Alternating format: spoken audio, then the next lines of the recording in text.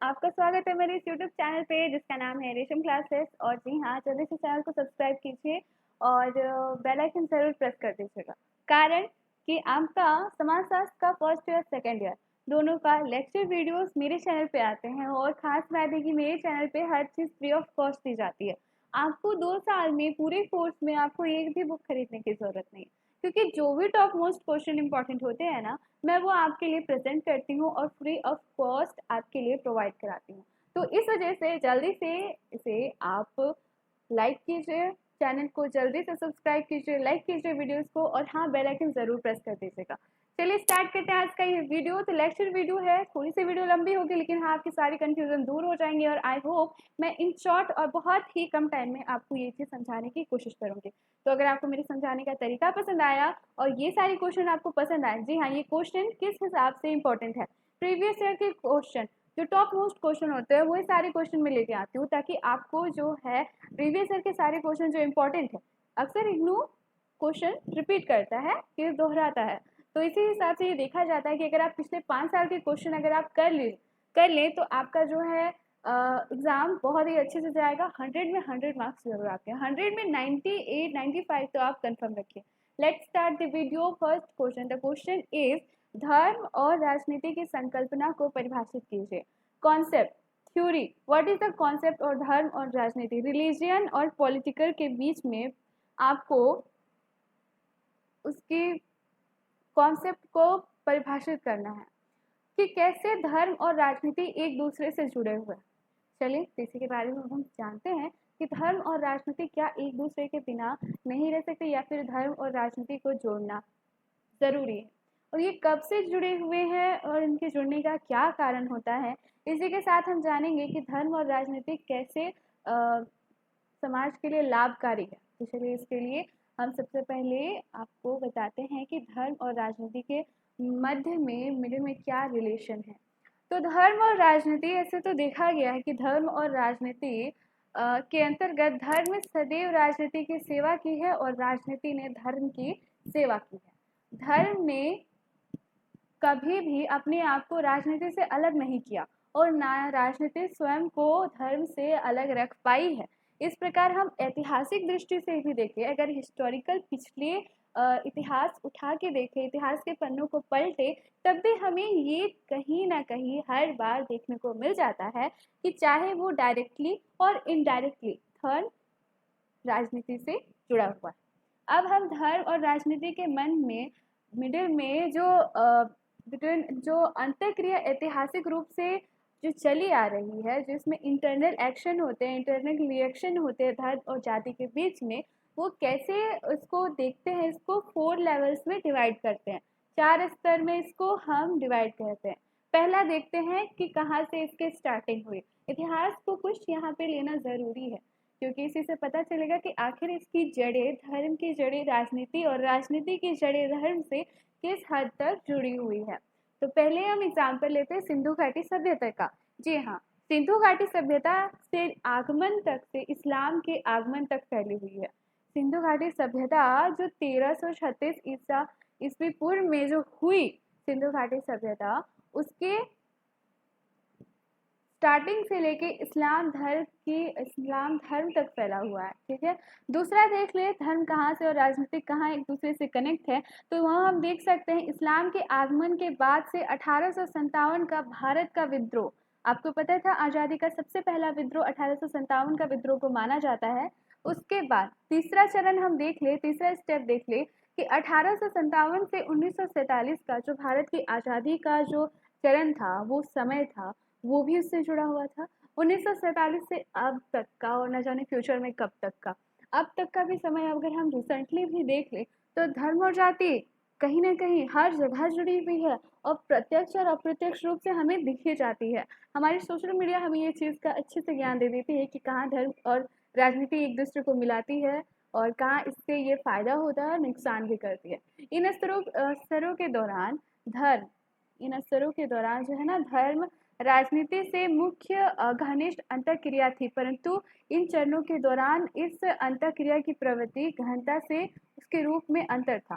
धर्म जो है ना, सदैव तनाव, नवीनता, तनाव कहने का मतलब खिंचाव है, और नवीनता और यहाँ तक कि आधुनिकीकरण मॉडर्नाइजेशन का मेन सोच रहा है। 1947 के पश्चात धर्म और राजनीति के बीच संबंध की जो अभिव्यक्ति है, सांप्रदायिक में वृद्धि, धर्मनिरपेक्षता के विकास, रूढ़िवाद के उदय में भी दिखाई देती है।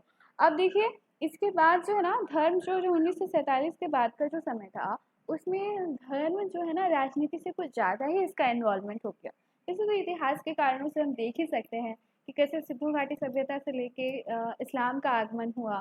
ठीक है, उसके बाद इस्लाम सब अपने धर्म को बनाने रखने के लिए, अपना परचम लहराने के लिए राजनीति के साथ उसको जोड़ते गए कि हमारे धर्म में आओ, आप इस धर्म के हो, इस धर्म का अगर आप अच्छा चाहते हो, आप चाहते हो कि ये धर्म और फैले, तो आप इस धर्म को स्वीकार करो, और वैसे इसको राजनीति का रूप दे दिया गया।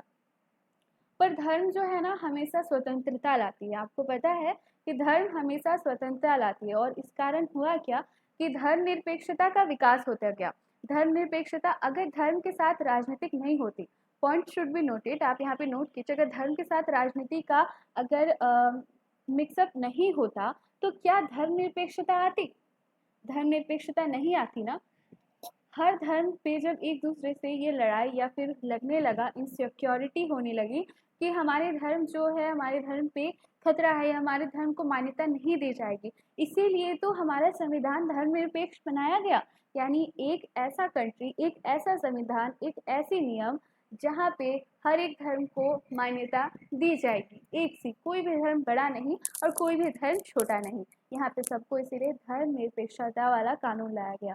कोई ना, ये एक बहुत ही, हर एक चीज़ में कोई ना कोई अच्छाई होती है, और धर्म एक ऐसी चीज़ है जहाँ सिर्फ मानवता के लिए और मानव के लिए अच्छा ही छुपा होता है, वो प्रकृति के लिए हो चाहे आपके अंतर्मन के लिए हो।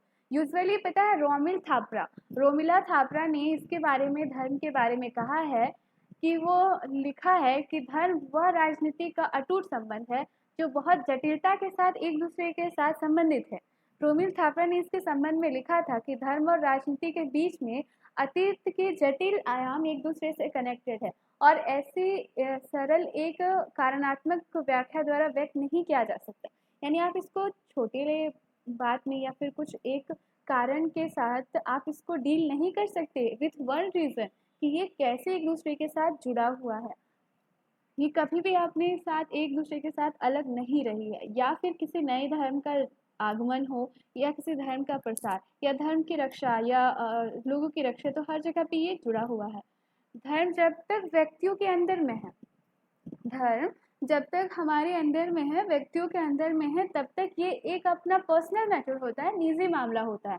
और जब ये सार्वजनिक रूप ले लेता है, जैसे कि सार्वजनिक क्रिया करना, पूजा पाठ करना, मंदिरों का निर्माण करना, मस्जिदों का निर्माण करना, गिरजाघर का निर्माण करना, कोई भी सार्वजनिक स्थल पे अपना प्रचार प्रसार करना, तब एक ये राजनीतिक सा रूप ले लेती है। ठीक है, तो इसी के साथ अगर ऐसे, तो इस स्थिति में विश्वास की वस्तु नहीं रह जाता। अगर धर्म एक विशिष्ट व्यक्तिगत मामला नहीं रह जाता, जब तक ये आपके अंदर है तो ठीक है, जब तक ये समाज के सामने आया तो एक व्यक्तिगत मामला हो जाता है। इस स्थिति में जो है ना, वस्तु एक निजी वस्तु नहीं, एक विश्वास की वस्तु नहीं रह जाती, इसको व्यू देखा जाता है कि इससे किस तरह जो समाज के साथ इसको जोड़ना है। ठीक है, समाजशास्त्र दृष्टिकोण से धर्म क्या है, इसके बारे में हम जानें कि समाजशास्त्र के दृष्टिकोण से धर्म एक सामाजिक परिघटना है। प्रत्येक समाज के धार्मिक विश्वास, अनुष्ठान एवं संस्थाएं होती है।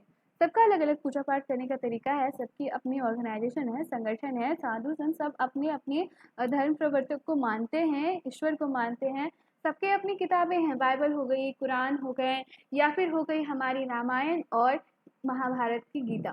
इतनी सारी जो हमारे अलग अलग ग्रंथ है, ये हमें बताते हैं कि धर्म का अनुसरण कैसे करना चाहिए, सही गलत किस तरह से करने चाहिए। ये हमें, जो हमारी महाभारत है ना, सबसे मेन एग्जाम्पल दूँ, जो ये बताती है कि राजनीति कैसे करनी चाहिए, और हमेशा मानव कल्याण के लिए ही इस पर बात की गई है। तो हर एक पुस्तक में, हर एक चीज़ में ये दिखाया गया है।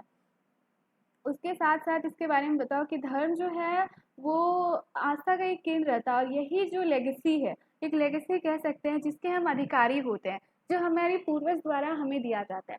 कोई और चीज़ पे हमारा अधिकार हो या ना हो, पर इस पे अधिकार होता है। और धर्म एक सामाजिक परिघटना भी है, जब तक समाज है, उस समाज से है, तब धर्म को मान्यता उस हिसाब से दिया जाता है।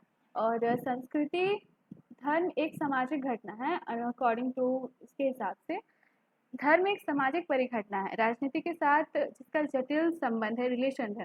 साथ ही एक सामाजिक परिघटना तथा संस्कृति है जो कि हमें अपने पूर्वजों के द्वारा मिलती है, ठीक है, और इसका हम एक भाग हैं और हम इसे आगे लेके चलते हैं, फॉरवर्ड करते हैं अपने बच्चों तक या अपने आगे जो नेक्स्ट जनरेशन तक। तो ये सारी हो गई बातें जो हमने धर्म और राजनीति के बारे में की। आई होप आपको पसंद आई हो, और इन शॉर्ट अगर आप कुछ नया देखना चाहते हैं तो देख लीजिए न्यूज़ खोल के या फिर सोशल मीडिया, जहाँ आपको धर्म और राजनीति के बारे में इन दोनों तो काफ़ी बातें होती हैं, आप सबको पता है।